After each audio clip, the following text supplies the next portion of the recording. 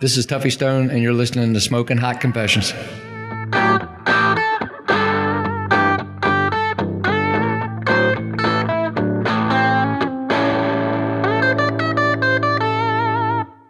Ladies and gentlemen, my name is Ben Arnott, and I'd like to welcome you to this very special bonus episode of the Smoking Hot Confessions podcast, Australia's first barbecue podcast. Why is this an exciting episode? Well, the soundbite at the top of the episode may have just given it away. I was very fortunate to be able to travel from the Gold Coast to Melbourne and have 2 glorious days at Meatstock Melbourne. It was my first time going to a Meatstock festival, and I gotta tell you, I've never seen anything like it. This thing was a juggernaut of barbecue.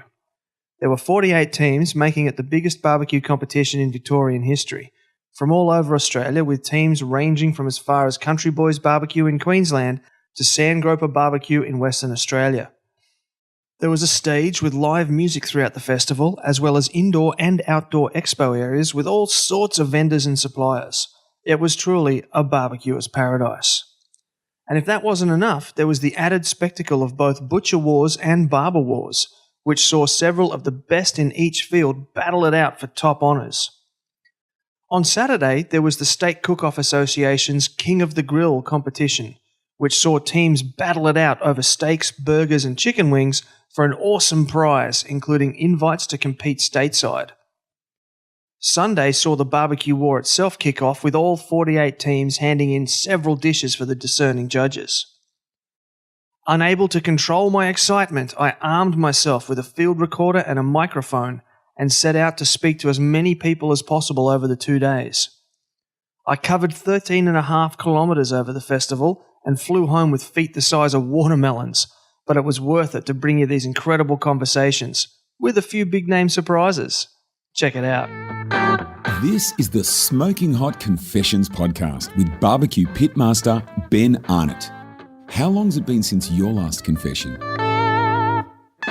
I'm here right now in the Manning Valley tent here at Meatstock, and I'm talking to Ash from Manning Valley. He's just finished his burger hand-in for the SCA Burger Challenge, and he's given me a little bit of a demo here on how he puts it together, and I've got to say, they look sensational. Ash, can you walk us through what you've done here, mate? Yeah, what we've done, we've made our burger patties from scratch. It's got beef, pork mince, mozzarella cheese, salt, pepper, a bit of barbecue rub, and then we go on to a couple of little spices in there and a little bit of pork rib that's just been chopped up, and a bit of bacon, speck bacon. And then we go with a garlic butter on the brioche roll with tomato, lettuce and pickle. That sounds sensational, mate. And beetroot. And beetroot, of course. Well, this is Australia after all. We can't have a burger without beetroot. So what kind of research have you done into coming into this burger challenge? Well, we've done a little bit of research and we found that the patties tend to dry out a bit, so we decided to wrap the patty in a caul fat, which is or lace fat, which is a layer of fat that sits over top of the stomach, and as you cook it, it breaks down and turns into like a sausage skin over top of the patty and keeps all the moisture in. Helps with the cooking time, shortens it down. Yeah. Wow, was that something you just came up with by yourself, or did you go take a class or something? Like that's quite a scientific way to approach it. No, not really. Just watching lots of cooking shows on TV and watching the good man Heston Blumenthal himself. Ah, right. I see. Sounds good. Well, thank you very much for your time. These burgers look absolutely amazing, and I'm looking real forward to having a bite. No worries at all. Thank you for your time. All right, I'm here with Chef El Guapo from El Guapo Sons, a.k.a. Derek, down here on Saturday afternoon at Meatstock. How you going, Derek? Good, thanks. Very good. It's been a good day so far, and, we're moving pretty quickly through it, so, the meat's come along well. Always good to hear. I can see you got a small array of different barbecues here. Can you run me through what you're going to be cooking on this weekend? Okay, we've got a Texas Pro Pit, a.k.a. Black Betty, and she's going to be handling the lamb, the pork and the beef brisket. We've got the Elite 20 Pro Q, and on that we're going to be doing the chicken and the ribs. Obviously it just gives it that little bit better crunch. Excellent, sounds good. I have a Pro Q and a Weber myself, so I'll have to cook on them as well. So we were just having a little bit of a chat off air before about barbecue competitions and the relationship with small business, and I was really fascinated with some of the things that you had to say. Would you mind giving me a bit of a rehash on what you were just telling me before? Certainly, it helps with development of other small businesses and building of your community by assisting with small business. Obviously, the butchers and your suppliers of your charcoal and your suppliers of your units, and it certainly helps towards building a better community, especially with the low and slow scene. It is relatively new in the country, but it's developing at an exponential rate. So why not keep small business involved rather than just looking after the mainstream? You tend not to get as good a product, and it helps get a better result when you're competing, and obviously when you're eating at restaurants as well. So why not support those that help those that help you? So it's very important. Absolutely right. You often find that, I often find that I get a lot better service from small businesses as well. Do you have a particular specific experience that you'd like to share with us about a good experience you had with small business? Yeah, certainly. Look, we fell out of luck with our butcher. He closed down, and Kelly's Meats came on board and offered us some good lamb and some good brisket. They had their hands on, the good stuff from Tasmania through Cape Grim. And Luke, he really assisted, and that came about. We met him at being at a barbecue festival, and he said, look, I can help that. And, we tend to supply. He was able to deliver from the other side of Melbourne, and it certainly made it a lot easier for me to be able to source good quality meats for this competition. So, it's that attitude that helps the day. Well, I can smell it cooking in there already, mate, and I think you're definitely got some good product there, if my nose is any indication, and I'll be back around in a few hours to have a bit of a taste. I'll catch you later on. Fantastic. Thanks for coming by. I'm here now with Dan from the Country Boys BBQ. How are you going today, Dan? Yeah, good, thanks, Ben. So you're the grand champion from the first Meatstock Auckland. What was that experience like? It was awesome, mate. It was really good. It was our first grand champion win ourselves. We took over Lucas from Roll and Smoke Barbecue. We're both sponsored by the Jesse from Seven Sins Barbecue in America. So, it was good to go over there and be able to take out a grand champion. And what was your secret, mate? What was your the best dish, let's say? Our lamb over there was just spot on. It was just, we just knew when it came out that it was going to be something special. So let me get this right. You went to you're a bunch of Aussie boys. You went to New Zealand and you beat the Kiwis at lamb. Mate, that's exactly it. I mean, we tried some incredible stuff over there, but we just knew that lamb was going to be spot on when it came out. That's priceless, mate. That's priceless. So what kind of pressure does that put on you coming now to Meatstock here in Melbourne? Well, you're putting pressure on yourself, because you want to succeed, but also too, people are looking to you to see whether you can do it twice like another team's already done. So let's just see how we go. Sounds great. So quickly walk me through your setup here in your site. What are we cooking on today? So we got the homemade UDS. I made a minion smoker, and that we're going to do our briskets on that and do a hot and fast cook with that. Also too, we've got our GMG Jim Bowie smoker that we picked up as a grand prize for Meatstock in New Zealand. It got shipped over for us, so we're going to do a few categories on that one too. Fantastic. Did you mention this one over here? So we got the offset smoker that Andy and I built ourselves. He's not with us in this comp. He's got to work. So, but it's a very well documented sort of smoker that we've been pretty consistent last year with in a few categories as well. Love it. Now, I did have a question about the Green Mountain Grill that came back from New Zealand. We got really strict quarantine and import laws. How did it go coming in after having been cooked in overseas?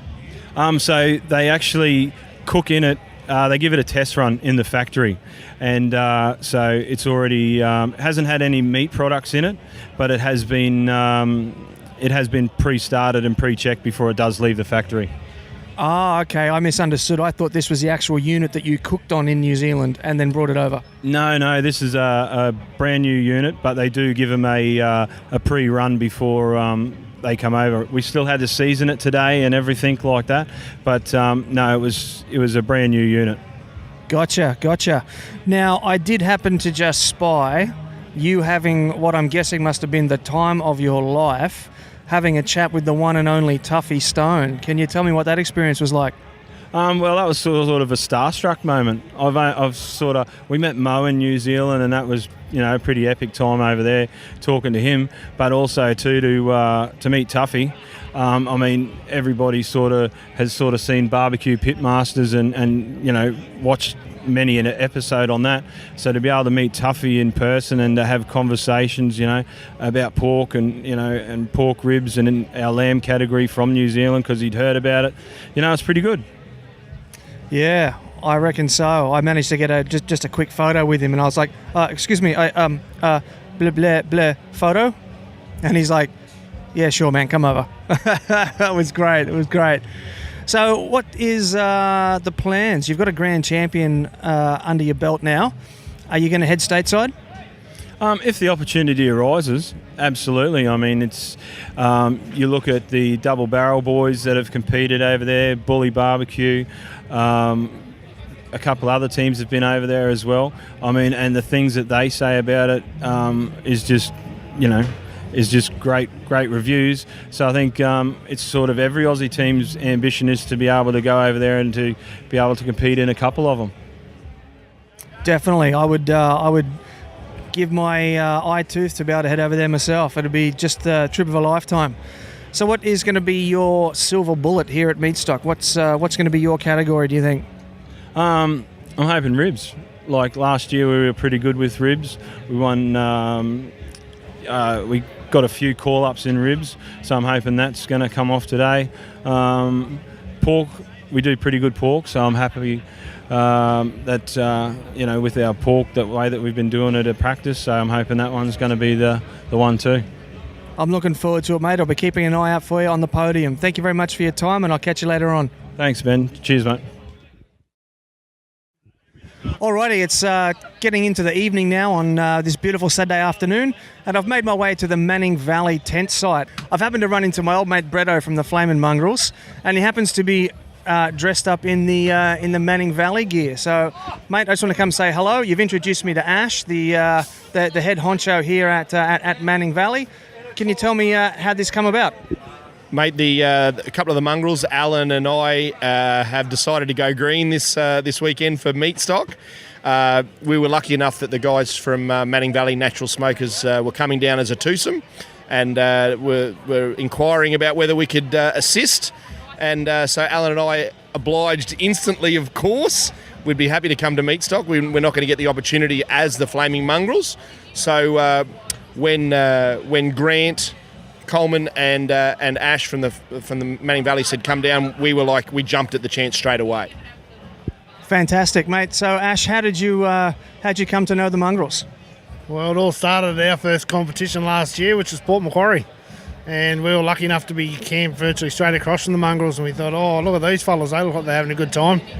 So we've become really good friends from there. They welcomed us into their site like we'd known each other for years. It was very, very welcome, and that's one good thing about the Australian barbecue competition circuit, which everybody welcomes you with open arms.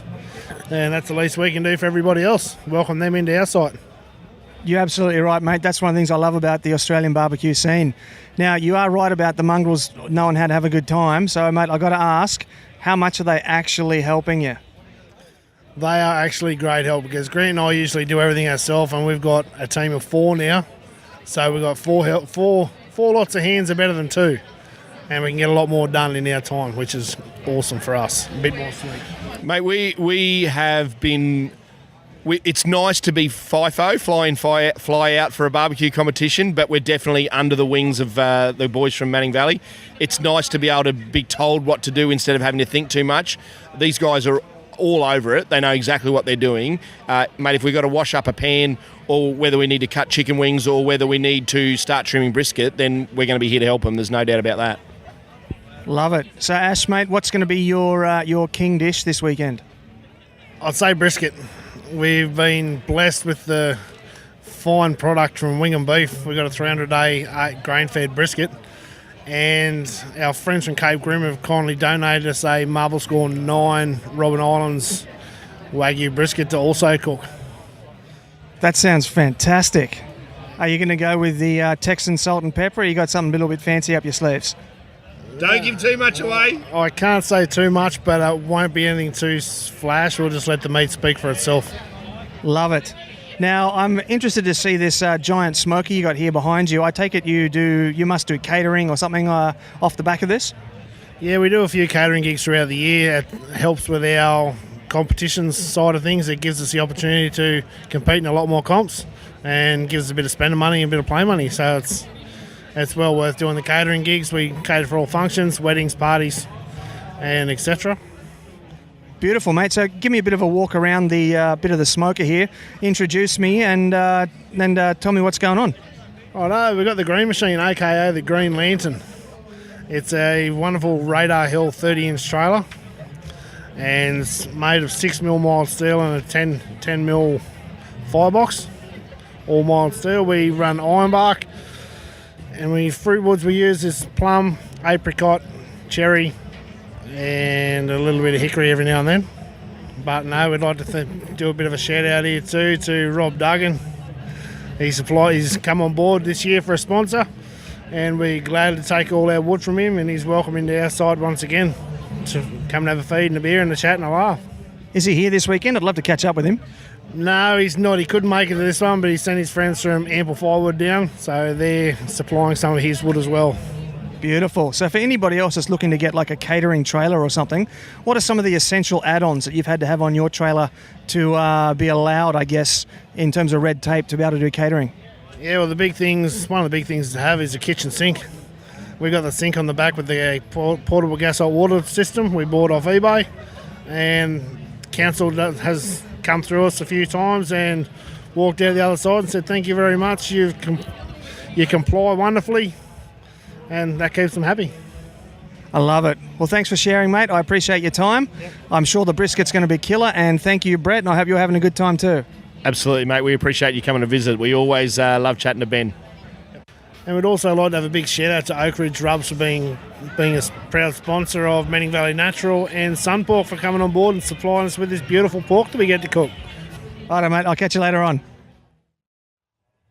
Okay, we're on Saturday evening now of Meatstock Day 1, and I've made my way to the I Love Barbecue tent where I'm having a bit of a chat with Mark from Smartfire. How are you finding Meatstock today, Mark? Loving it, absolutely loving being here. Very surprised and delighted with the weather, and everyone's been having a good time. You know, really enjoying getting out there, spending time with the teams who are competing, and seeing some of the products that are on display. Fantastic. What's been the highlight for you so far? I actually added my Smartfire to one of the Country Boys UDS. He's got this little Minion UDS, which is a yellow, from the Minion from the movie, and it's quite a colourful unit. So I was actually really proud of being able to attach a Smartfire to that and actually get a result. So it's quite funny to look at it. Yeah, that'll be good to see if he gets a place with the from something he cooks on the UDS. Although you are going to have to now change the colour of the Smartfire so it matches the Minion UDS. But speaking of the Smartfire, mate, I love a good story. Can you tell me about the development of the Aussie-owned Smartfire barbecue temperature controller? Yeah, sure. So it all kind of started at my local pub. I found that my temperature controller at the time, I couldn't. Being a novice, I wanted to know all the time. I was quite nervous about my cook, and I wanted to know what's happening to my food and what's happening to the pit. And you kind of keep on cheating by looking at the thing, and you get quite nervous about watching it go up or down a few degrees. So, it's a Saturday afternoon. You're sitting there. You're kind of chained to the pit, and watching the temperature go up and down, and you just want to go to the pub and have a pint. And it kind of really, was all born from that problem statement of not being able to go to the pub and sit there and enjoy it. So I started looking at options around, and there was some really expensive options on the market. I even looking at baby monitors to sit there and actually webcam my temperature probe down to the pubs. But then I realised, I could monitor things, but then I couldn't do anything about it when it did drop in temperature. So I wanted something that could actively control it, and that began this huge roller coaster ride where I was making things up in jiffy boxes and learning about electrical engineering and making up these prototypes. And I actually got something that worked, and I had a nice little app, and it all worked for me. And then people on the ABA forum were actually like, oh, so when are you going to release this? And that really set me back, because I was like, I wasn't thinking about making a product. And seeing so many other people have the same kind of problem and wanting something that was a modern solution to all this really made me think. And I was like, okay, well, maybe I'll just do a small one, because it would be nice to launch a product around this. And it's snowballed since then. Now, when you take something from a private project and make it into a commercial project, it's a massive step forward. There's a lot involved. So that's been a couple of years of labour of love, I'd say. So it's about 2 years in, and it's about 1 year since we launched it commercially, and it's been very successful, and definitely has been a success due to the ABA support. I mean, they helped found the company, and so all the original customers are from the ABA, so I'm really grateful to that. Well, I hope Jay, Jess and Adam all have shares in the company, mate. Not yet, though. I hear that they do want one. I'm sure you can work something out. All right, so can you be as descriptive as possible telling me about the SmartFire, and tell me what it is and what it does? Certainly. So the SmartFire is a internet-based temperature controller for your smoker. It works by regulating airflow into your smoker. More airflow, more oxygen means that it's going to burn hotter. It can also choke down your fire to drop it back to the temperature that's your target.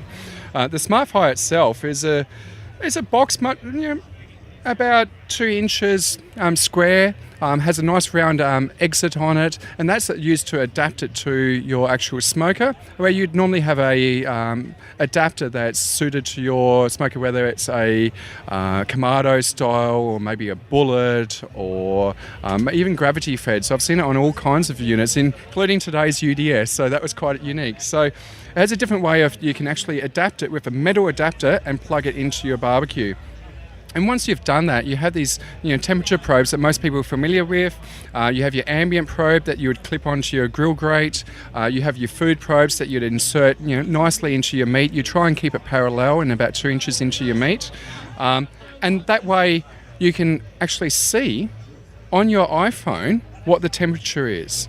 And it's not just iPhone when you're at home and within Bluetooth range. You can be down the shops.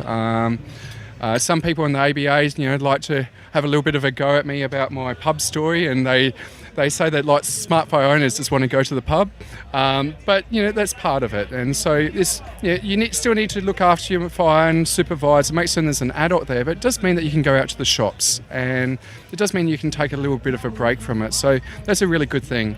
And so once you've got it plugged into your barbecue, kind of set it up, you get your fire going as you normally would with a loop lighter or a chimney, but then you can close the lid and set your vents and let the SmartFire get it up to temp, and it will nurse it into via different stages into your target temp.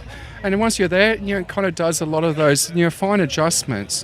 Everyone can cook barbecue, generally speaking, around. Had a little bit of experience, but this just takes out some of the extra work. Means you can stress less, enjoy more, and hopefully smoke perfectly. And a lot of the teams here tonight are actually using them down in the comp pit. So it's going to be good to see those teams do well. I have actually seen quite a few of them as I've been wandering around. It's very impressive to see Australian competition teams getting in behind an Australian product. I love it. So, mate, how many probes can we fit to the SmartFire? You can fit up to 4. So normally you'd have your pit probe, and then you'd normally have up to 3 food probes. You can interchangeably use another pit probe. Some people with, say, bullet style smokers want to do multi-level monitoring, where they'd have a pit probe on the lower level and the food probe in the meat, same thing on the higher level, and so it allows that flexibility. But generally speaking, people normally end up with 2 food probes plus their pit probe as a normal way of cooking, and it gives them the flexibility to do more if they're doing a really big cook for friends and family. Now, you mentioned iPhones before. Is it also available for Android? It certainly is available for Android. We have the iPhone app. They're both the same. They have the same functionality. Gives you push notifications, so it can give you a nice little train alarm if you want to. Has configurable sounds that you can use to wake you up, or there's also subtle ones, so it's a bit partner friendly, so you aren't waking up everyone in the house each time. Or if you're a deep sleeper, you can choose the really obnoxious sounds that really will wake up the dead. So it gives you the flexibility to keep in touch with what's the food doing, but also go and enjoy other things at home. You might want to watch the game or get some sleep. Love it. I'm a big fan of sleeping while the food smokes myself, so sounds fantastic. So where can people track you down, mate? They can track me down on smartfirebarbecue.com. I'm in a bunch of retailers such as Barbecues Plus, American-barbecue.com.au, and so it's easy to contact us, and we have a good Facebook page where people can come have a chat. There's also a Smartfire owners group on Facebook that people can go see what the owners are saying and see what they're talking about and their experiences, and they're very happy to share what they're doing and their recommendations and tips. So it's a really good community that we're building up. That's fantastic. Well, thank you for your time this evening. I'll let you get back to serving all the people that are waiting in line here behind me, and I'll catch you again soon. Thank you very much. Thanks for the show. You're listening to the Smoking Hot Confessions podcast with barbecue pitmaster Ben Arnott.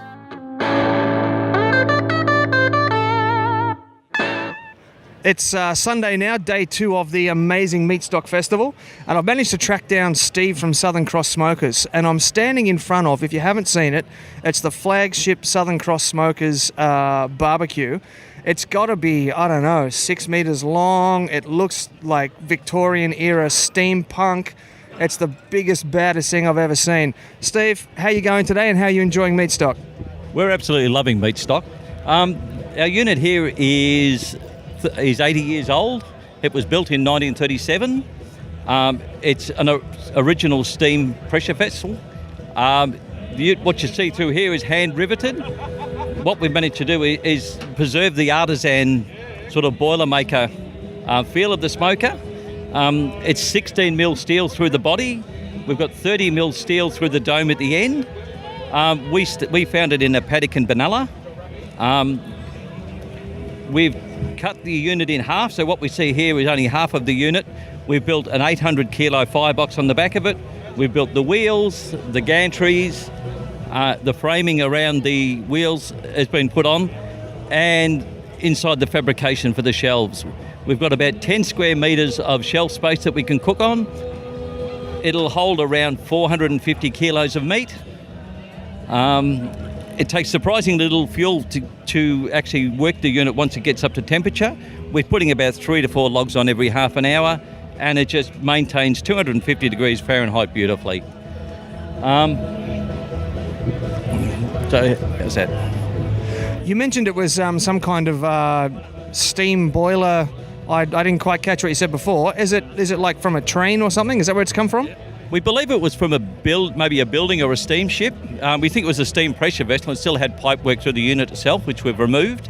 Then we replaced it with all the shelving and so forth inside it.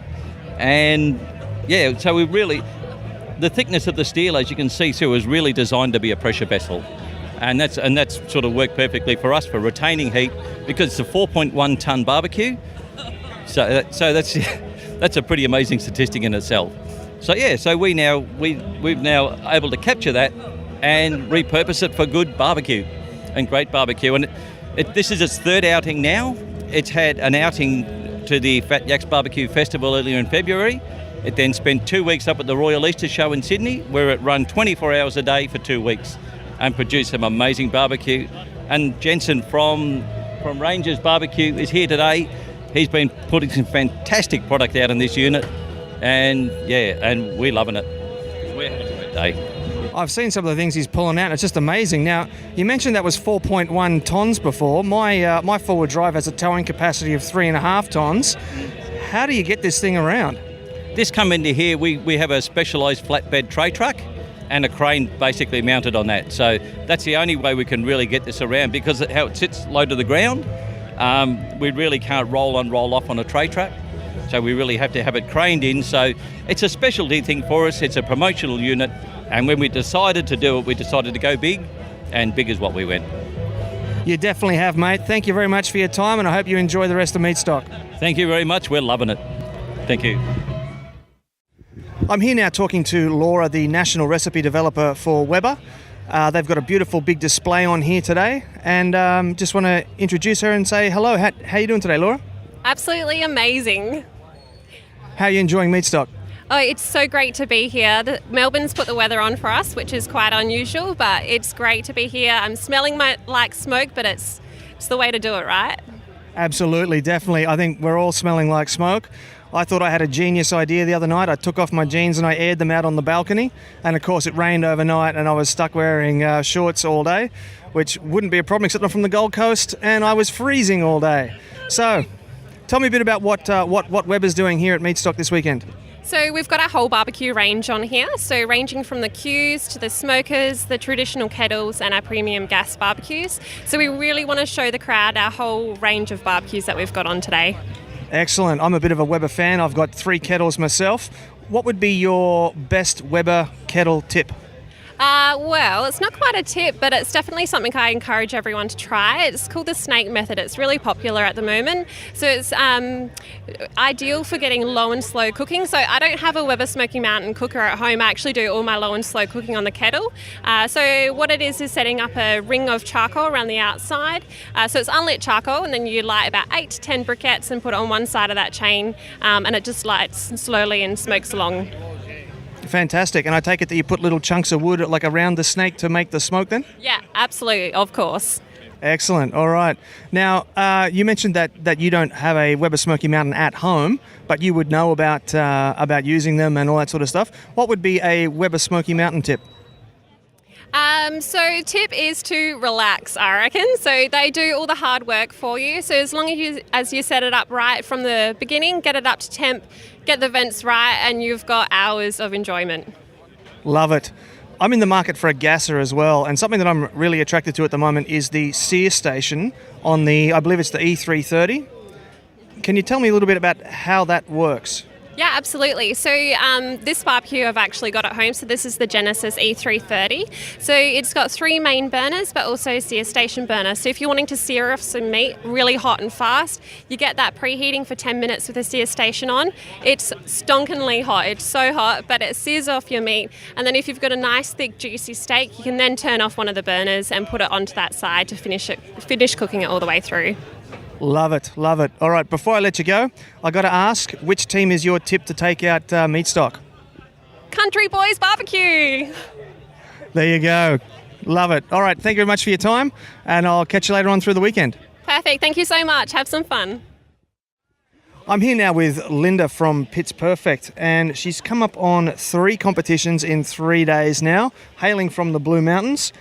After 3 competitions in 3 days, how are you feeling? I'm ready for sleep. I'm stuffed. No sleep last night, so I need bed as soon as possible. I'll bet you do. Now, I'm just looking at these trophies that we got here between us, and I can see that you have taken out Grand Champion, King of the Grill 2017 Burger. Can you tell me about that? Yeah, we knew that originality was a thing, so we had a couple of chats at home and we came up with this taco burger idea, which I think has been done before, but we put our few little spins on it. So did a couple of practices at home and came in here, and the judges must have liked it. So it was successful, and that's successful. So it was really surprising, but good. I dare say that it was. So what was the prize that you got for that? Well, we got these trophies and I think $500 cash as well. So. You think? Is it gone already? I haven't got it yet. I've been told it's coming. So. I thought you might have spent it on merch up at Meatstock already. Spending that on petrol probably to get home. So yeah. Yeah, right. So when it comes to preparing a burger, what tips would you have for people at home wanting to cook the ultimate burger at home? Yeah, well, one thing I learned, we got our butcher to grind up. We use chuck for our patty, I guess you call it, and he did it twice through his grinder, which apparently on a Weber, which is what we did it on, is a much better outcome. So we did it indirectly, and then just for the last minute or two, straight on the heat, and put the cheese on top so it melted onto it, and then straight onto the burger from there. So a reverse seared double ground meat patty. Exactly. That seems to work. So yeah. Love it. Now, today you're competing in the Meatstock. This is competition 3 on the day 3 of your southern journey, your southern odyssey. What is your, your silver bullet dish? What do you think is going to come through for you today?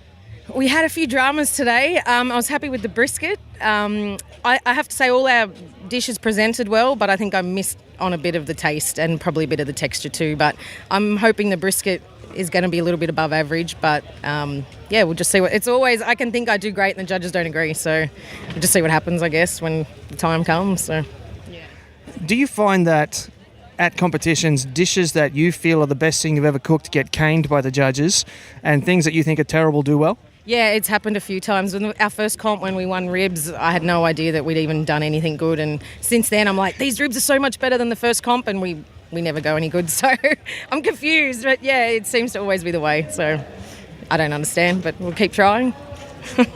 Fantastic. So are you staying here tonight and then heading out tomorrow, or are you packing up and driving back to the Blue Mountains tonight? No way. We're packing up. We're staying somewhere nearby to Caravan Park, and then we're driving to Yass tomorrow, staying there, and then just a few hours the next day, I think Tuesday. So try and break it up because it's been a busy few days. So great idea.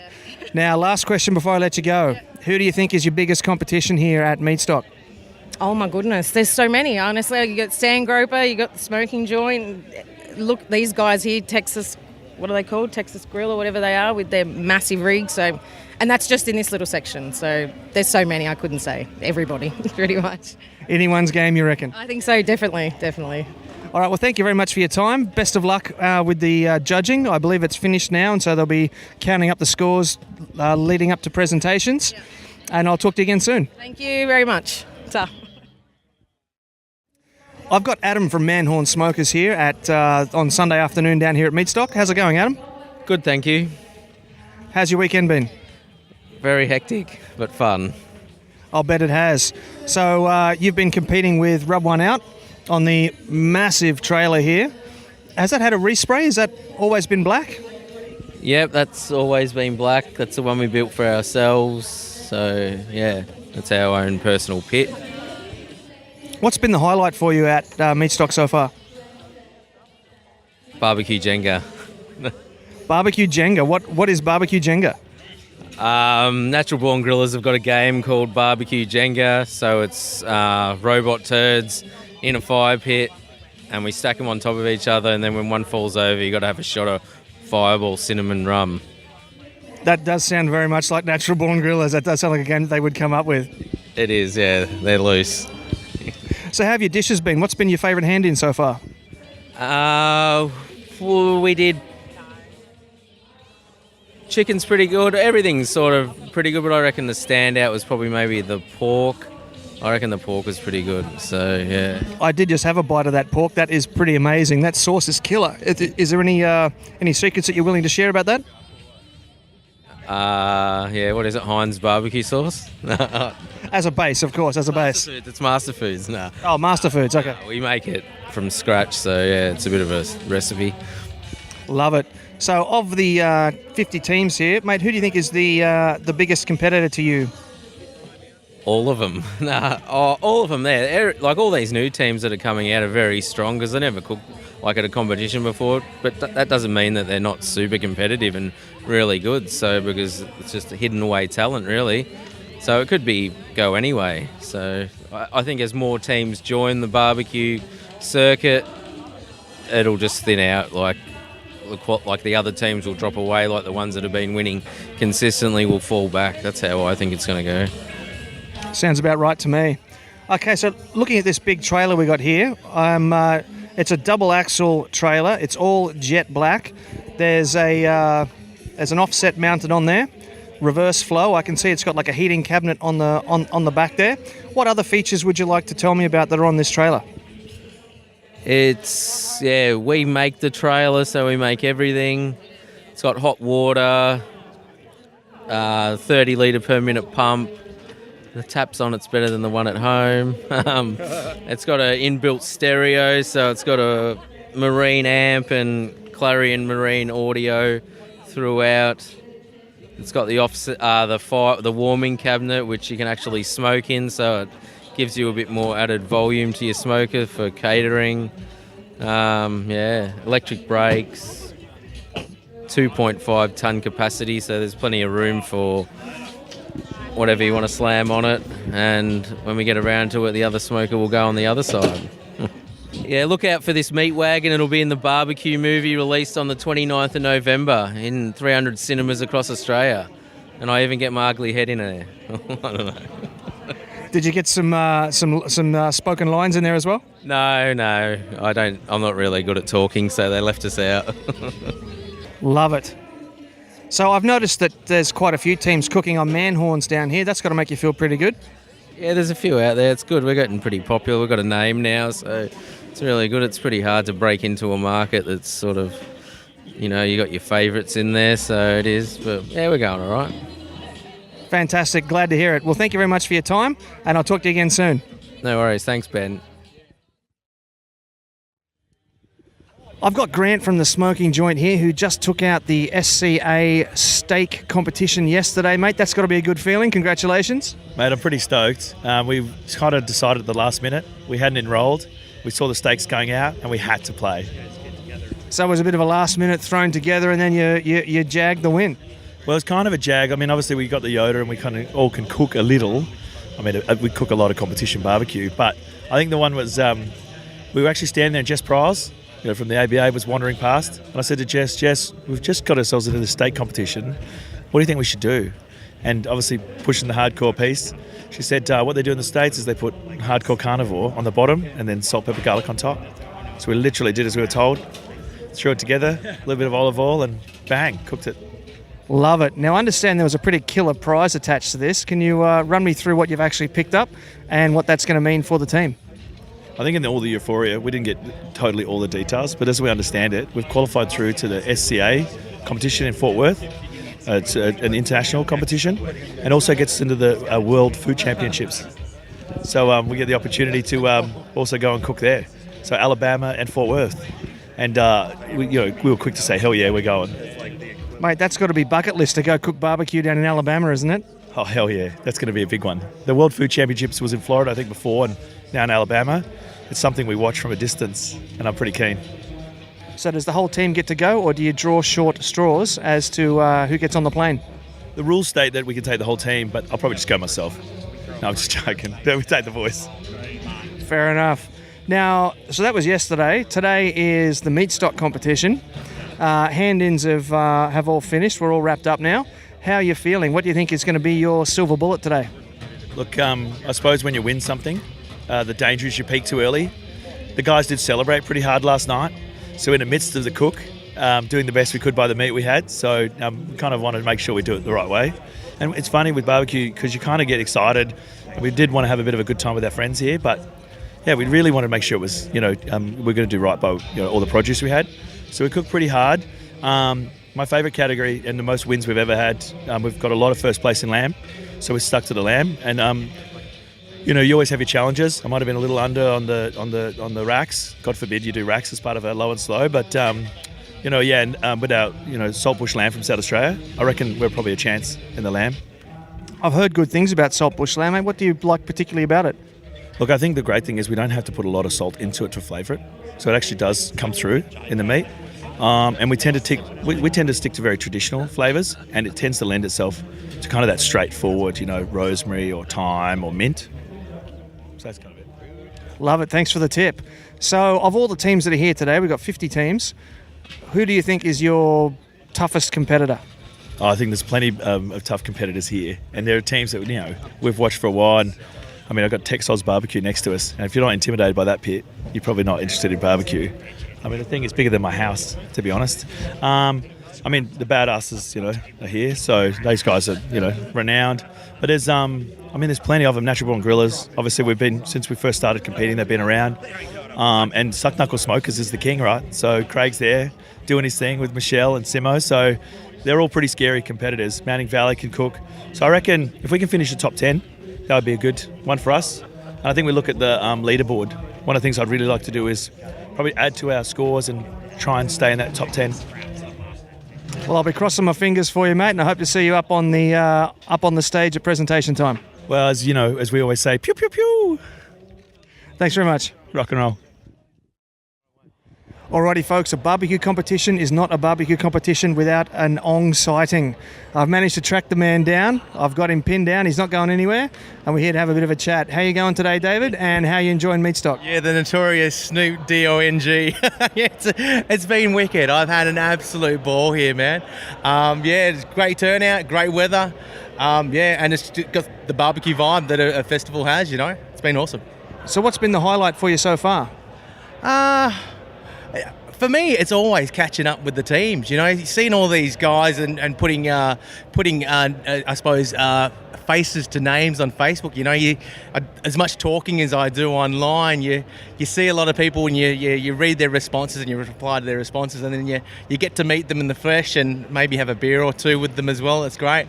And what I really love about it brings people from all walks of life and different backgrounds together. And you may not know them from a bar or soap, but that person will give you their own shirt off their back. It's awesome. That's what I love about competitions as well. It's just doesn't matter if you're in a competing team, the guy next to you, you forget something, he'll give it to you.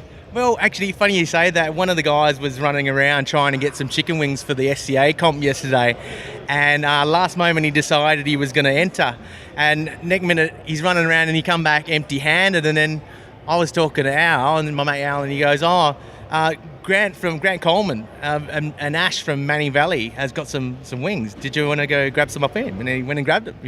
I mean, didn't place or anything, but it's the spirit of barbecue, and that's what I love. Like, I've been involved with a lot of competitive stuff, and I think with the blind judging, there's not that, excuse the language, the bitchiness that you might get with other competitions. Everyone just seems to get along, and everyone seems to gel, and everyone's willing to help each other out to make sure they turn out the best barbecue they can. Now, you mentioned judging before. I did come in here and get some photos, and I saw that you were among the judges. Yes. How was that, and what was the highlight for you? Oh, I had some really stellar turn-ins. There was a couple that were disappointing, but I reckon from comp to comp, no matter how many teams at each comp, you get the same sort of ratio of stellar to the great, the good, and then moving down the range. But there were some really stellar ones today, and I find with every competition it's improving, and you can tell when there's a team's gone to a lot of trouble in handing in their box. One of the things it's changed my total view on judging. I used to be a bit of a Nazi when it came to stuff. Now, when you read the way they demonstrate and tell you how to score those things, I was always thinking 10 was the perfect box, and I always had that in my head and was reserving 10s. Now, it says to judge if the box is outstanding and to give it a 10 if it's outstanding. So I actually had a fair few 10s today. Rather than looking for the perfect box, these things were near to perfect, we were also instructed before that if you're thinking between a 9 and a 10, go for the 10. Think as if you were the cook. And I don't compete, but I have that in my head now when I judge, and I think, look, if I turn that in, what would I want if I was dicing between 9 and 10? And there was a lot of deserving 10s today. So what would be one tip that you could share with competitors from your perspective as a serial judge on how to prepare that perfect looking box? Oh, well, I'm talking about Nazi. I'm a parsley Nazi. So get that parsley nice and neat. Take some time. Like in the competition I was at the States, the girls were spending 45 minutes to an hour on that box. Don't let a judge be able to pick you up on parsley. It doesn't say that you're not supposed to judge it in this, but it's something to get that parsley neat. And also, I mean, it's nice to have symmetry. I used to always look for the perfect box and look for that perfect symmetry with seeing stuff now. I'm not so picky with that now. But the most important thing I think for people is to get, and I got this from Tuffy, and great course by the way, is that get your tenderness right. And he said, don't leave your best stuff on the table. So make sure you're testing every one of those, because you might say, okay, they're the two best ones, and narrow those down, and then you might have two in the smoke, and then when you get back there after you've handed your box in, you've left the best ones on the table. And one big thing you mentioned as well is you need to taste that when you get back, because what you have to understand, I mean, the ABA is great in that they'll turn out the boxes and push out the boxes as pretty much as soon as they get them. So we had some chicken wings that we had to put down because they were that hot. Just when you get back and after you hand in your box, taste it then. Because quite a lot of the time, the brisket might be perfect for you when you've turned that in and when you've tasted it before you've turned that in. By the time it gets to the judges, you might have been the last one to have had yours tested and judged, and it may have tightened up a bit. So be mindful of that. Those are great tips, David. Thank you very much, and have a safe trip with your lovely family back to WA. Thanks, mate. I hope I didn't talk too much. No, not at all. Thanks very much. Cheers, brother. Ladies and gentlemen, I've managed to track down Adam from the ABA here at Meatstock Melbourne. It is a fantastic event, and I'm really hoping he's going to say he's had a great time and everything's gone wonderful. Adam, how's it been? I've had a great time, and it has been wonderful, thank you. Love it. So you've obviously been involved with this from the start. What's been the highlight for you this weekend? This weekend we saw 48 teams compete in Melbourne Meatstock, so that's a record here for any competition in Victoria. So the ABA, but also Meatstock, are really pushing the boundaries when it comes to competition barbecue. So just seeing that turnout, it's amazing. But just give a shout to the teams who did actually turn up. The weather was a little bit tricky to start with, but it's fined up a bit. But just having those guys turn out in numbers, it's a huge raps for competition barbecue, particularly in Victoria. Yeah, it's definitely growing very rapidly down here in Victoria. I've been speaking with a couple of people who've driven up to 17 hours to be here. There's some really big names. Do you want to give us a quick rundown on some of the bigger name teams out here? Yeah, first off, let's just give a shout out to Boyd from Sangroper BBQ in Perth. I mean, that guy travels in Nullarbor a few times a year to come over to the East Coast to compete. So, I mean, he's a trooper. Everyone loves him on the circuit. Also, Dan from Country Boys BBQ. I think he was telling me yesterday that he travelled 20 hours to get here. Obviously, with a big rig on the back as well, it can slow down the travel. So these guys are putting in huge miles and a huge commitment just to turn up. So, big raps on those guys. From the perspective of the ABA, what's it like administering the competition here versus some of the, say, smaller regional competitions? Each competition is slightly different. We have a different format, different layout. We've got to be on the ball with making sure that we have head judges that are trained for any circumstance. For example, I'm talking a little bit softly today because we didn't have a microphone for the head judges course, but we jump in, we do what's necessary to make it work. But we are, we're a great team. We're a big team now with the ABA, so we have something like 8 or 10 head judges that can run an event for us now, which is fantastic. But I still get out there as many events as I can per year, and this year it'll be about 18 events that I'll attend. But I'm doing more training these days, just making sure that the processes run seamlessly, but our team members do have the great training that we've built up, and as far as experience over the last couple of years. Have you been supervising the judges' tables today? I have been, yeah. We've had a great team of about 6 of us running the process today. But I also rotated the head judges through the judging itself. So we all sat in and around and we all spoke about, experiences with that. And we just talked through. So whatever we do, when we do train, we make sure that our head judges and our support staff do have experience in every single element of the competition. And today was no different. We had a great turnout of supporters, and the barbecue that we did taste was extraordinarily good. Fantastic. Now, were there any particular standout hand-ins today? So I went around to quite a few of the tables during the process after they'd finished judging, obviously, and just asked, how they fared, whether they got some great barbecue or ordinary barbecue, and it was a mixed bag for some tables. It's a luck of the draw. Some tables got all excellent boxes, so yeah, it just depends on where a box may fall, but by and large, I think there was quite a bit of decent barbecue out there this weekend. Love to hear that. All right, we've got about an hour and a half till presentation, so I'll let you get back to doing your techno wizardry on all those hand-in forms. And thank you very much for your time, and I'll talk to you again soon. Awesome. Thanks for having me. You're listening to the Smoking Hot Confessions podcast with barbecue pitmaster Ben Arnott. Ladies and gentlemen, I have to say, I am so excited. It's taken me 2 days of solid stalking. I mean following to manage to track down Mr. Tuffy Stone himself. I've managed to get a couple of minutes of his very precious time. And I just want to say, first of all, thank you, Tuffy, and how have you been enjoying Meatstock?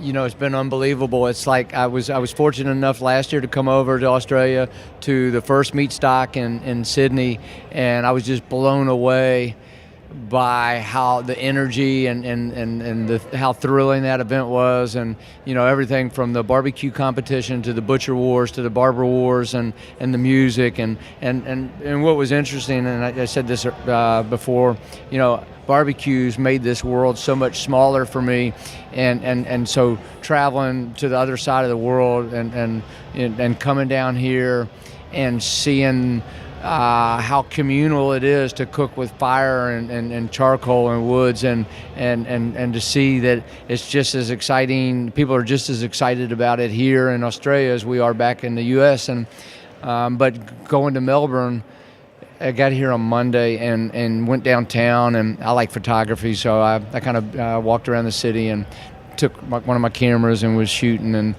ate some good food. I had lunch at a Chinese dumpling restaurant that was really delicious. And then since then, I've had some really amazing meals. The food scene here in Melbourne's pretty spectacular, definitely world class. And Thursday and Friday, I was able to, teach 2 classes. I had 2 sold out classes, and I'm always blown away when I look out in the, and see people that are, that come and are interested to hear what I think about barbecue, and so that always kind of blows me away. But right now, here on Sunday at Meatstock in Melbourne, and anybody that's listening right now, I'm sorry, I only wish you could smell it here because the aroma's in there, and it's been like this since yesterday morning, this barbecue and these cool pits, and I think there's 50-some teams that are competing in the competition, and it's able to walk around. And I've met so many friends in Australia and walk around and see the pits and the setups. And I said this earlier too, and I'm kind of getting a little quiet, but one of the teams that I met, I was walking to go do the demonstration where you and I were at together, the talk on barbecue, and I was on my way over there, and this one team who I'd met, earlier, they saw me and they said, "Tuffy, come over here. I want you to try something." And I went over there, and they had their barbecue on the table, and in particular they had their burnt ends, and I love to cook barbecue, but I didn't really want to taste it. But anyways, I was going to be polite, so I did this perfectly cut burnt end, and so I picked one up and I put it in my mouth. And they just had nailed the texture. It was melt in your mouth from a texture, doneness standpoint. And then the flavor. And I was like, man, this is good. And I told them this. And actually, I think I made mention of this when I came over to do the talk. When that burnt in, and no offense to anybody, but that burnt in was as delicious as anything that I ever have judged while being on the show Barbecue Pitmasters. And honestly speaking, I think that I like that burn-in better than the ones that I make. That's the truth. And it was like, but I think it's so remarkable. And I think, Australia's always enjoyed outdoors and cooking with fire and grilling and all that stuff. And I always leave. This is only my second time being over here, but I always go home from Australia feeling inspired that I got to probably change my life a little bit, because you guys really live life, and I sometimes just find myself working. But so I always come over here, and I just love being with everybody that I've met here and meeting new people. But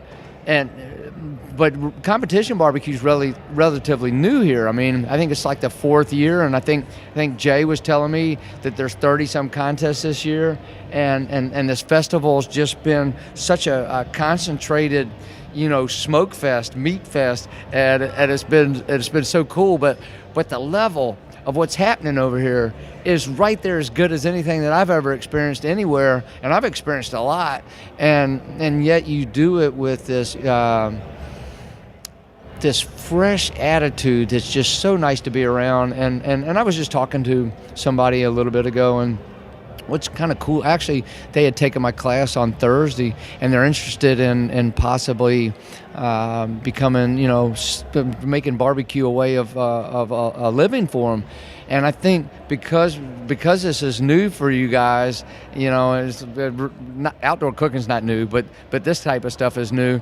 And I think it's got such longevity over here, and I think that's really cool. So I think, I've been doing competition barbecue back home for 12 years. It's only 4 years old here.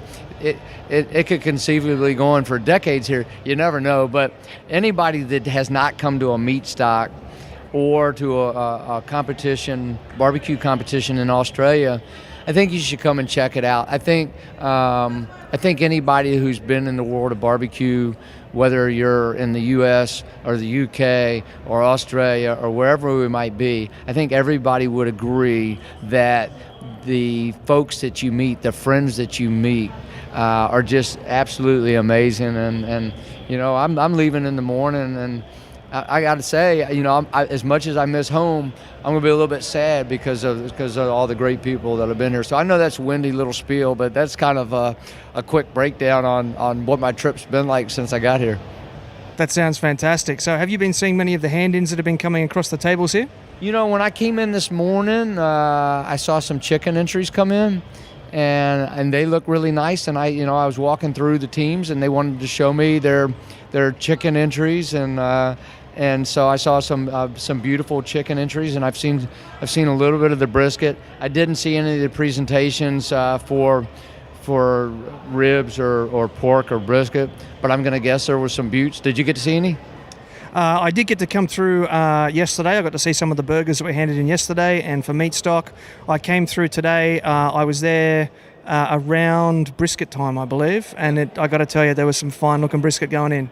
Well, it's like, yesterday they were doing, I think they did the steak competition, and they did wings, and they did burgers, and I got to try one of the burger entries, and I got to try one of the chicken entries, and this chicken wing entry, and this chicken wing entry was so good. It was the same team that gave me the burn in today, but this chicken wing was so good. And I'm at awards yesterday evening, and they got called for second place at wing. So the judges and I agreed on that wing. So I can only imagine what first place wing tasted like. Can you drop the name of that team for me? I don't know if I can. They're not from Melbourne. They're I'll have to remember their team name. I just they work for a meat company. They're set up right over in this area, and I don't remember their team name, but they're just outstanding folks. And was it the Big Green Tent? Well, who was second place in chicken wings yesterday? You remember? Turns out, Tuffy was actually talking about my friends back at Manning Valley Natural Smokers. I don't remember their name, but anyways, they're outstanding cooks, and but everybody. I always say barbecue's like the friendliest food. It's the most gregarious food. You think about it, barbecue's usually a food that we cook, for big groups of people. So whether it was family reunions or picnics or whatever. I always say, and what's cool about barbecue is like, it's not pretentious. Everybody's invited. It doesn't discriminate. As a French trained chef, I realize how challenging it is to make right. So it's not an easy food, even though it's so approachable.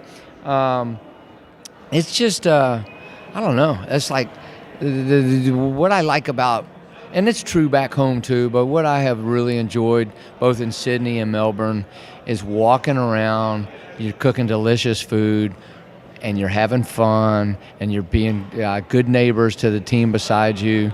And so while there's competition, there's a lot of friendliness going on, and I think that's cool. I think that makes this whole experience just that much better. Don't you agree? Absolutely. If I could just ask one more question before I let you go. You were talking about chicken before. One of the things that I talk about on the podcast with the competitors that I'm interviewing is on the topic of chicken. There's a bit of a move away from chicken thighs, which has always been really popular, into chicken breast. I'm wondering, what does the amazing Tuffy Stone cook in competitions? Is it breasts or thighs? Well, and I just shared this on Thursday and Friday at the classes that I just finished teaching. So I cook thighs a lot on the circuit, but when you cook the Jack Daniel's World Barbecue Invitational, you're required to cook both dark meat and white meat. And so I always cook, and you have to turn in 7 portions, and you have to turn in both dark and white. And technically, it's okay to turn in like 6 thighs and 1 chicken wing. And from what I've been told, some folks do that. I've never done that. I've always embraced, I'm going to give 6 dark meat and 6 white meat. And so I'm going in a hushed tone now because I'm giving you one of my honest, truthful things that I do. And last year at the Jack, we were so blessed. We took first place in chicken with a 180 score, which blew me away. But I cooked 6 thighs, and I had 6 portions of chicken breast in there. I think teams get afraid of chicken breast because it's not as forgiving as dark meat, and so. But whether you're cooking at home, whether you're cooking on competition, the big thing with breast meat is you want to cook it till it's done because you don't want the judges to feel like it might be undercooked, but you want to cook it less temperature than the dark meat because you don't want it to dry out and you want to keep it moist. So the last 4 years at the Jack, I've turned in both breast meat and thigh meat. Fantastic. Well, you're a very busy man, and I appreciate the time that you've given me today. And I hope you have a good time at the rest of the presentation. At the rest of Meatstock, and I'll see you at presentation. All right, I look forward to it, and thank you so much for taking the time to talk to me. And I look forward to getting to listen to your podcast. I hear y'all are lots of interesting stories, lots of interesting people, lots of good information. Thank you very much. Thank you. I'm back outside here now with Ash from Manning Valley Natural Smokers. I've just had a bit of a chat with Tuffy Stone, and I have it on record that the brisket that you guys have just turned in today is better than anything else he's ever tasted, and he actually went as far as saying it was as good or better than anything he's ever done. How does that make you feel? Yeah, it doesn't get much better to come from the man himself, 4-time world champion, to give me a compliment like that. But it's a team effort. We all put the hard work in last night, and we got the job done, and we presented our best box of brisket that we could. It was a very, very nice brisket from Wing and Beef. It was a 300-day grain-fed Angus brisket. It just melted in your mouth, and it was a very special piece of meat. Can you share one tip with us about one of the many things that you did with that brisket? Well, we just separated the point from the flat, spent a little bit of time on the burn ends, monitored our fire, and the amount of smoke that we put through that brisket, as we learned from Tuffy himself at his school, that he taught us a few tricks on Friday. We learned from the best, so we give it our best, and hopefully we get the best result. Maybe we can get a championship out of it. I hope so, mate. It's not long now till presentations, and I got my fingers crossed for you that I'm going to see you up on the stage there. Yeah, me too, mate. Thanks for doing the interview with Manning Valley Natural Smokers, and a big shout out for the Smoking Hot Confessions to come and give us another interview. Cheers, mate. Fingers crossed. I'll catch you later on. I've managed to track down Jess Pryles from Hardcore Carnivore, and she's agreed to give me a couple of minutes of her very important time, so I really appreciate that very much. How you doing today, Jess, and how are you enjoying Meatstock? I am so happy to be here. I'm originally from Melbourne, so it's awesome to get to come back to my hometown and do something like this. What's been the highlight for you so far? Honestly, it's a highlight having been involved in this industry since its infancy, and I live in Texas now, and getting to fly home and just seeing the scale of it, the professionalism of the teams, not only in the way they look with the uniforms and the gear, but that they're here to cook, and they cook really, really well. The standard has come such a long way.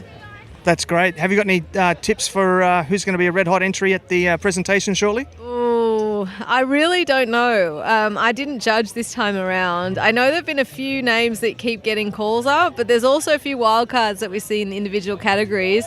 But that's the beauty of this, is really anyone's for the taking, It definitely is. Now, I saw you today up on the stage for the Butcher Wars, and you have just been running around spot to spot all weekend here. Can you give us a rundown on all the different things you've been doing? Absolutely. I'm surprised I still have a voice after Butcher Wars. That's talking for pretty much 3 hours straight, narrating 4 different rounds of Butcher Wars where we have butchers on stage breaking down a half saddle of pork and a side of a lamb. I've also been doing some demos of reverse sear, which hopefully will send some people home better able to cook steaks now. I did a couple of meet and greets at the Hardcore Carnivore booth, and of course, these presentations that I love doing. It's probably my favourite part, getting to call the teams and getting to sort of know the name that I'm about to say while everyone's waiting to hear it. It's a great thing. Have you ever had a moment like from the Oscars where you open the envelope and accidentally say the wrong name? No, because we're very professional here at the ABA. Ouch. All right, well, I appreciate your time, and I realise that you've got to get going on to your next task. And so thank you very much, and I hope you have a wonderful rest of the event. Absolutely. Thanks for doing what you do as well. It's really important to share these guys' stories, so we appreciate what you do too. Thanks very much. Cheers. See you later. Bye, guys. Thank you. Thanks, Jess. I'm here now with Linda from Highland Q. Linda's a great competitor and has a great history of being a top participant. And I'm just wondering, first of all, I just want to say how you doing and how you enjoying Meatstock. Yeah, really good. It's been fantastic. I mean, the weather was a bit terrible when we bumped in on Friday, which was, we thought we'd have rain all weekend, but the heavens open. It was beautiful, and it's been really good. Everything went to plan. We didn't do too well in King of the Grill, but hopefully today we'll do a bit better. So where have you come from to join us at Meatstock today? We're from Gloucester, New South Wales, so just on the mid-north coast. I grew up in Scone. Oh, right, I'm not too far. Yeah. It's just over the range. That's right. That's right. So what has been the highlight for you this weekend? Oh, look, I think just having so much teams here has been really, really good. And everyone has such a good laugh, and, everyone helps each other out. And this is the biggest competition we've done so far. Usually we do comps, 26 has been about our maximum. So, it's been really good, and everything's been so well organised, and, it's been fantastic. It has been pretty seamless, hasn't it? It has. Did you get out to see Tex Perkins last night? No, didn't, unfortunately. We sort of finished up with King of the Grill, came back here and had a couple of beers, and then got stuck into trimming meats, and we were in bed by 10 o'clock, so, we didn't get to party too much last night. That's a shame. Can you give me a bit of a walkthrough of what you're cooking on this weekend? Well, we've been cooking on Pro Qs, so we've got 2 Pro Qs, and also just an old kettle that we got off the council tip. And we've actually got most of our trophies and places on our little kettle as well. So it just goes to show you can cook on anything. It doesn't have to be an expensive offset. Never underestimate the Weber kettle. That's exactly right. I don't even think this one's a Weber. I think this is just one of those little knockoffs. So wow. It does the same job. So what's been your highlight hand-in? Today? Probably brisket. I have struggled with brisket for so long, and I just went to Tuffy's class on Thursday, and I listened to every single thing he said, and I put it all into place, and it was the best brisket I've ever cooked. So fingers crossed. What would be your best tip for cooking a brisket? Probably for me is don't trim as much as you think you need to. There's nothing wrong with leaving some fat on the brisket. It needs the moisture, I think, especially if you're going for a cheaper cut. Because, we don't buy $300 Wagyu briskets. We just buy we believe that low and slow is meant to be done on the cheapest cuts possible. So, leave the fat on there, nice injection, keep the moisture in there, and, all good. Good advice. Now, of all I think there's 48 teams here today, who do you think is going to be your hottest competition? Ooh, I don't know. I think the girls at Pit's Perfect, they're a bit of a little silent ones. She always thinks she doesn't going to do well, and she always usually gets a call up. So, so they're on par. We started our very first comp together at Wingham last year. So, obviously you've got some of the bigger names that have been doing it all last year, so they kind of know what they're doing a bit better than we do probably. But it's one of those things. You never know who the judges are going to pick. It's pretty much an open field. So I think anybody's in, I think, with a chance. Definitely. All right, it's coming up on presentation time shortly. I'm making my way down there. I'll see you down there, and I hope to, more importantly, see you up on the stage. I hope so. Thanks very much for your time. I appreciate it. No worries. I've got Jansen from Rangers Texas Barbecue here. How you doing, mate? And how you enjoying Meatstock? Yeah, a bit tired, not going to lie. But yeah, really enjoying Meatstock. It's been great 2 days. Very, very busy. We've done lots of meat. So love these events. It's kind of what we live for, actually. Yeah, we really look forward to it. So 2 weeks back in Sydney. So yeah, we've got to back up. Awesome. Now, I've been talking to a lot of competitive teams today, but you're the first caterer that I've managed to get a hold of. Mate, take me for a bit of a rundown through the weekend. What sort of numbers have you been doing?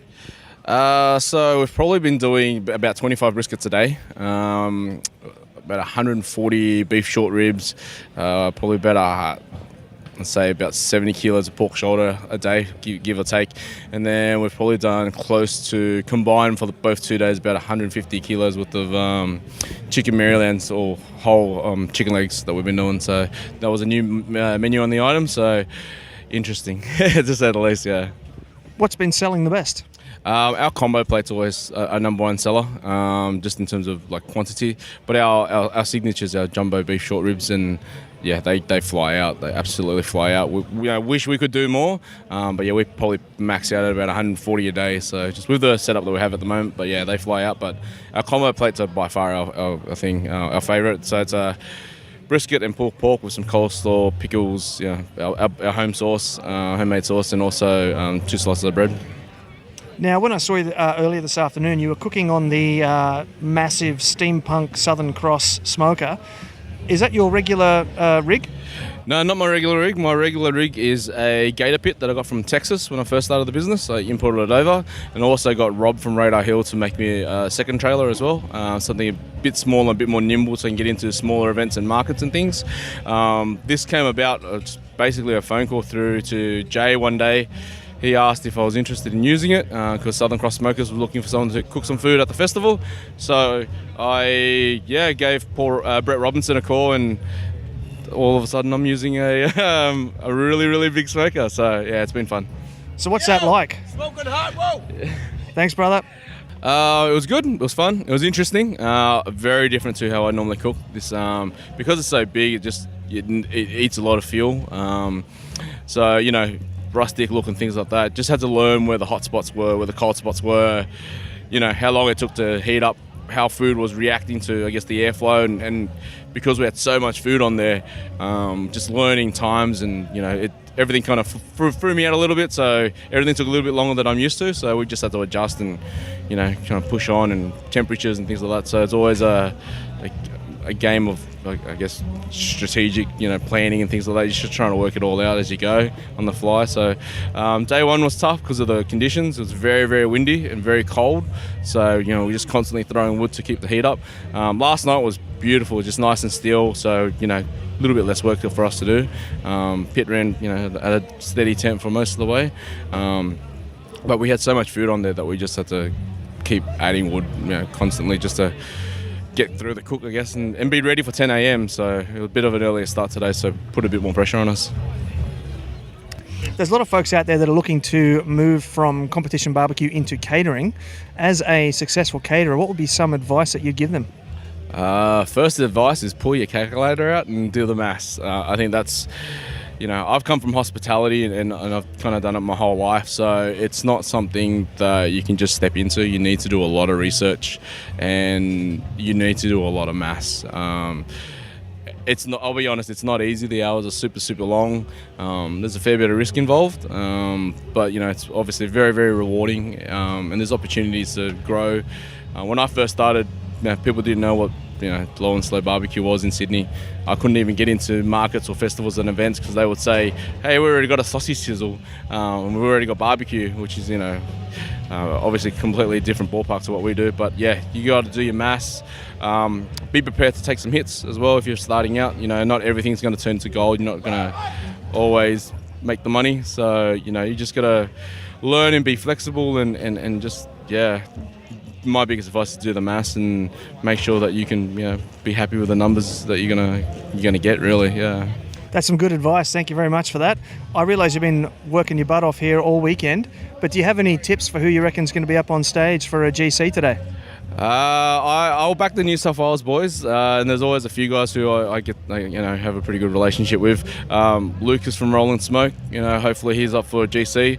The Badass boys are always up there, so they're my two picks. I got to hang out with the boys a fair bit last weekend in Wollongong, so yeah, I'm hoping they get up for New South Wales anyway. We'll see, mate. We'll see. Personally, I'm back in Queensland, but we'll have to just try and work that out between us. You guys win the State of Origin. Give us this. Fair enough, mate. Thank you very much for your time, and I'll catch you again next time. Thank you very much. Thanks. Thank you.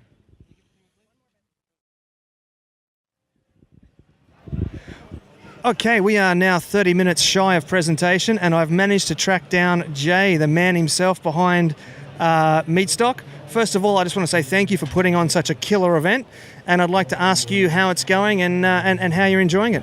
It's been good, yeah. Melbourne was a tough nut to crack, and people were very sceptical, but I think it's gone off pretty well. Well, from my point of view, mate, this is a killer. I've never seen anything like this before. I've been here all weekend, had an absolute ball. Yeah, great. Well, this is my dream festival, like if I wanted to go to a festival, what do I want? I want some good beer, I want some good food, I want some music, I want something to see and do. I want to watch some, some stage shows, and I want to learn some stuff. So this is, what I would like to do if I go to a festival. Sounds like a good approach, mate. Now, there's been tons of stuff going on this weekend, not just the barbecue competition. Can you give us a run through of all the different things that you put on for people? Yeah, so the big thing really is on the Saturday we have Barber Wars. So it's competitive barbering. It's a bit weird, but hey, it's a thing. And, barbecue wasn't even a thing, barbecue competitions wasn't even a thing in Australia 3 or 4 years ago. So competitive barbering. And then on the Sunday we have Butcher Wars, which is my favourite event. It's literally butchers going head to head, 30 minutes, and it's really exciting and fun to watch. And then we've got... Thanks. And then we've got Barbecue Wars, which is 50 teams. It's Melbourne's biggest barbecue competition. So that's a big part of what we do. So there's 3 major events. And then on top of that, we do things like demonstrations, music. We have a lot of stuff going on. And what's been the reception of the Melbourne people to the Meatstock event? Have they been flooding through the gates? Yeah, I think anyone who was here and on the ground and walked around at peak times will know that Meatstock was pretty busy, yeah?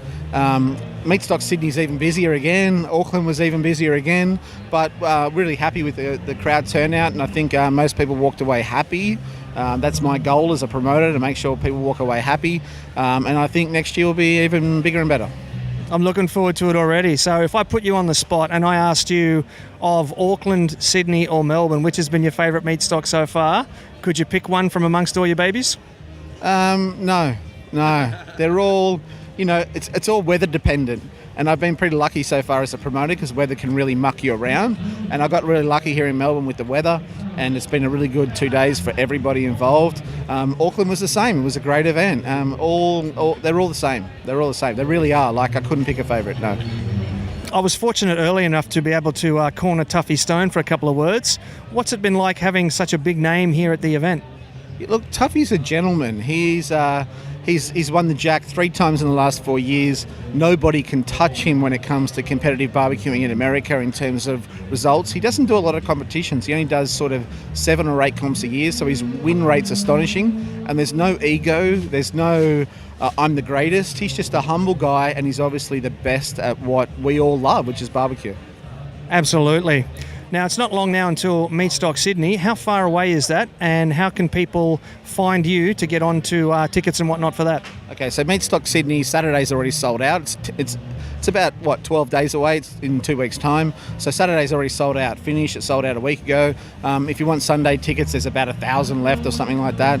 They're going to sell out the next week or so. So, the thing with barbecue is I can't just let people through the door unannounced, because I just can't cater for it. Barbecue's not like that. So if people are going to trust me with a $35 ticket, then I better give them a good experience. And so, I don't try and take tickets to the door and take the extra money, because it's about giving the people that have trusted me to buy a ticket a great experience. So if you want a ticket to Sydney, Sunday, 1,000 tickets left, that's it.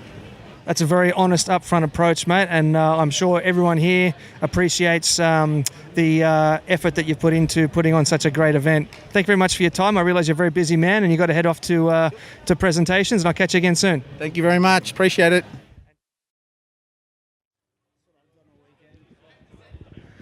I'm so excited. I've managed to track down Gus from Gus Face Griller. He's come all the way from WA to be here at Meatstock today.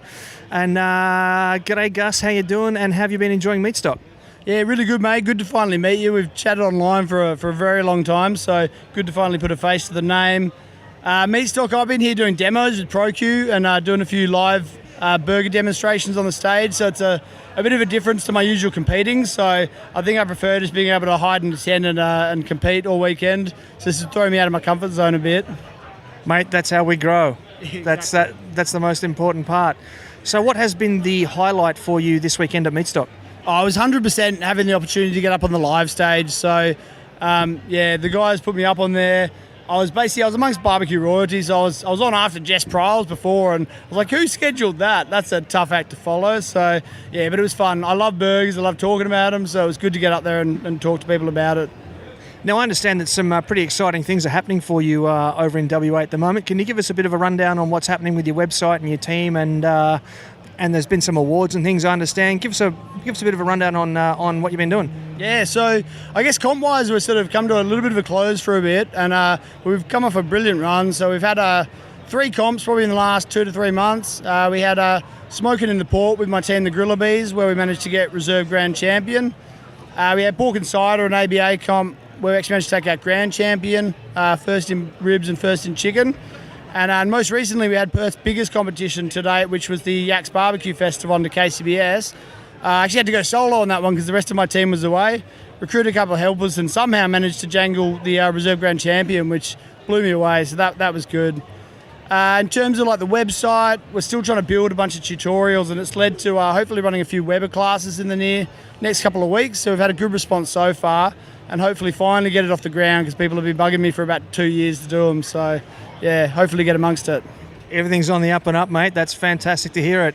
Now, they're about to give us the big rush inside for the presentation. Have you got any hot tips for who's going to take out some prizes today? Oh, I'd love to see the WA boys, Sandgrover or Guerrilla Warfare get up there. That'd be a good thing to see. Naturally, I'm hoping that some of the Queenslanders are going to get in there too. So I certainly understand where you're coming from.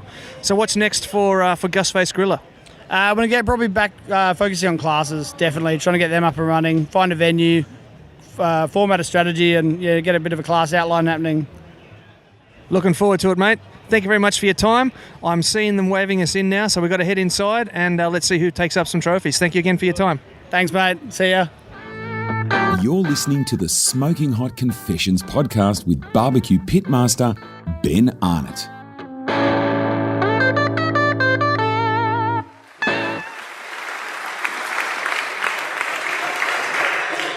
I know a lot of you, some of you are new faces, some of you are new teams. I live in Texas now. I was privileged to be involved in the very infancy of this sport and this obsession in Australia. And I can't tell you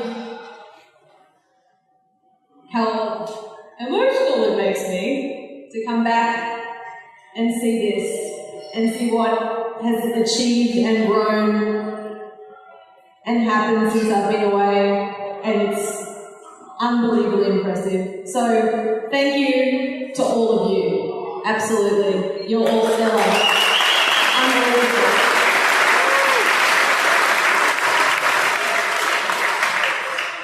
And now that we've all hugged it out,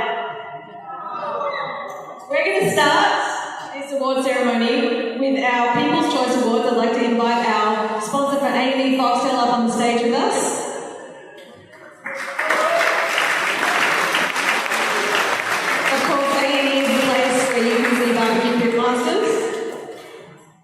And the People's Choice Award for Meatstock 2017 Melbourne. Come on up, get piggy with it.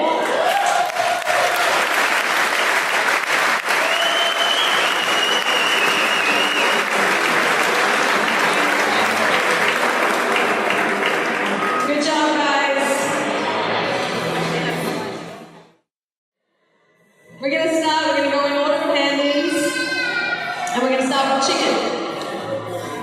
First, I'd like to call up our sponsor for this category, a representative from Buffalo Trace. If you could please join myself and Tuffy on stage. And while we're waiting for them, we're going to get started.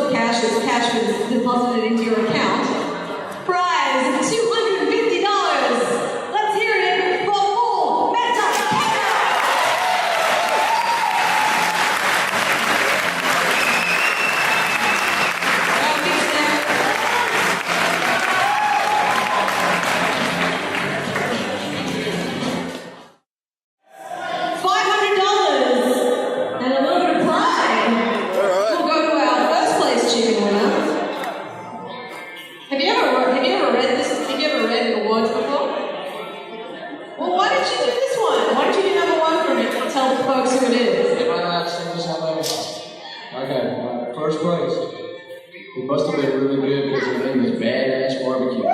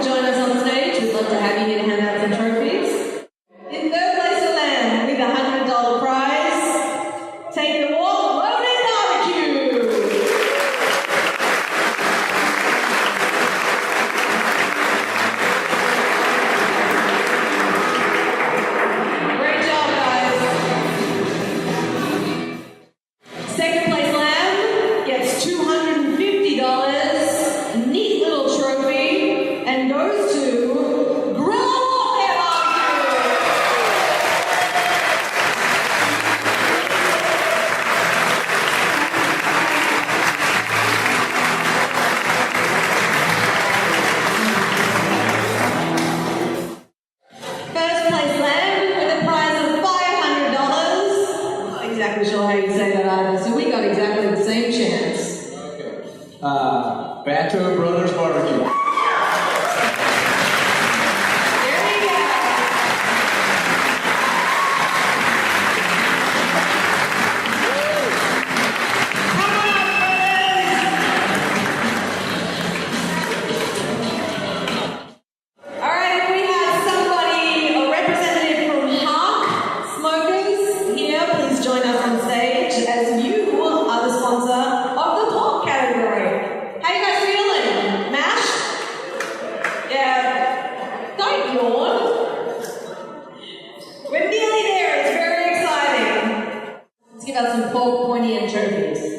With $100 and third place, give it up for Badass Barbecue!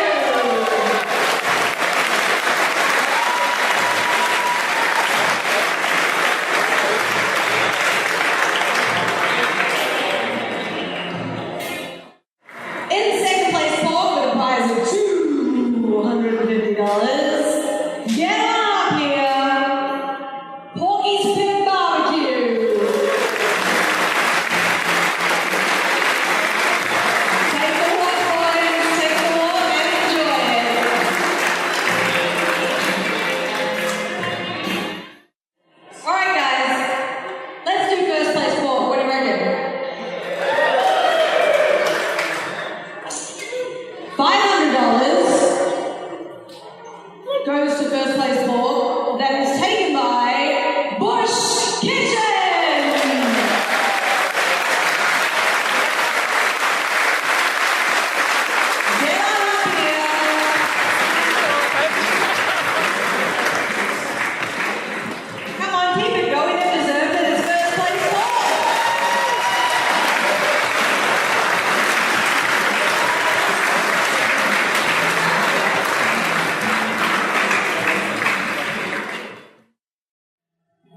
before we then go into overall. This category is sponsored by Cape Grim Beef. Michael, you want to come up here with us?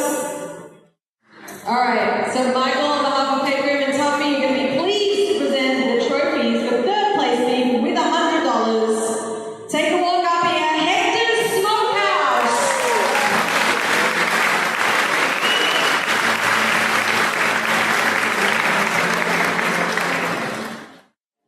All right, with $250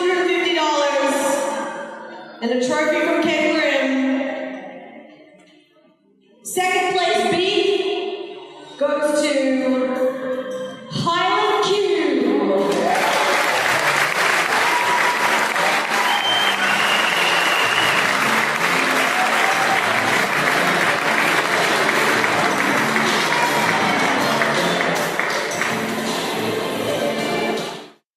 Okay, this is our final award for the individual protein categories before we move to the main event, but getting number one beef is a pretty big event.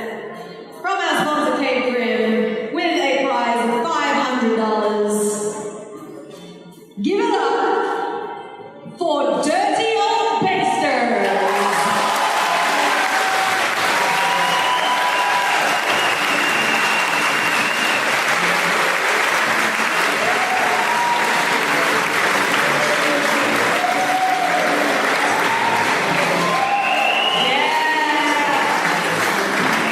Good job, guys.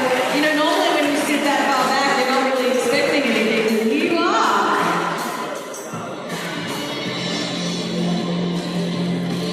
Are you live streaming this? Yes, live from the stage.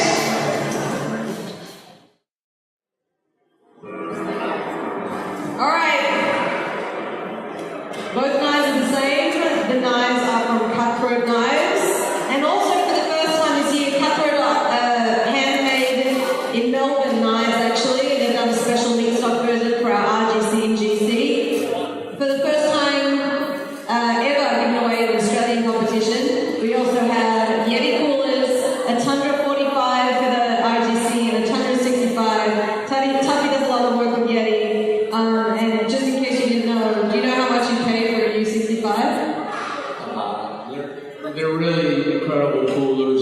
You're going to need somebody to help you carry them down, whoever's winning them, because they're really heavy. But, you know, they'll keep your beer cool for years. So, Someone did a test, actually, a friend of mine did a test, and it kept ice for 8 days. And it's about over $600 US, so add that to the price. In 10th place, Sun Knuckle Smoker.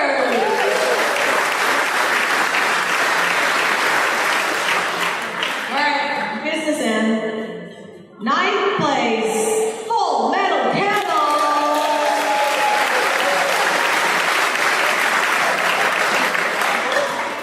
8th place, Loaded Barbecue. 7th pretty at 7, The Smoking Joint.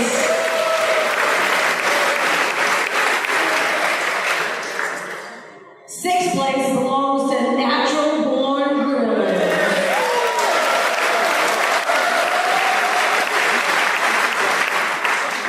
And we have a tie for 4th place. Bush Kitchen and Aussie Big Boy Barbecue.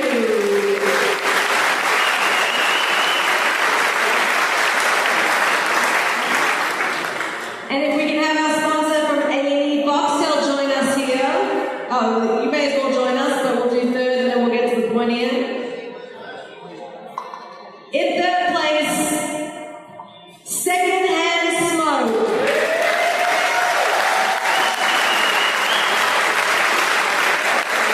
All right, guys.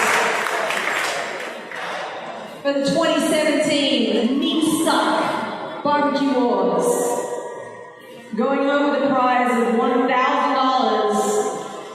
a custom-made cutthroat knife, and a Yeti Tundra 45.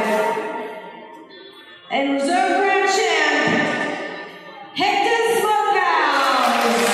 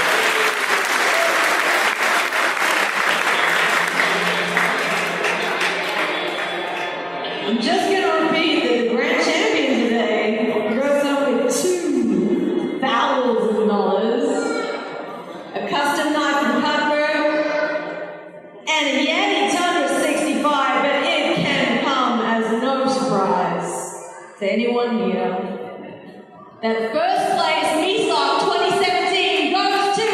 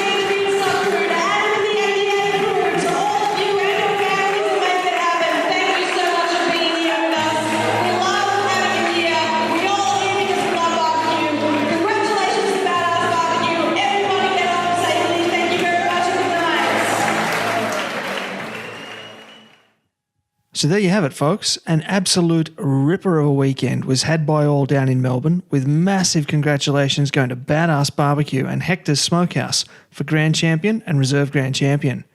Jay and the crew put on an awesome event, and I'm super excited for the next one. If you're into competition barbecue, you might be interested in my free ebook, 27 Lessons Learned from Competition Barbecue. I've drawn from my experience as both competitor and judge to offer you exclusive inside knowledge to help you make the most of your competition experience.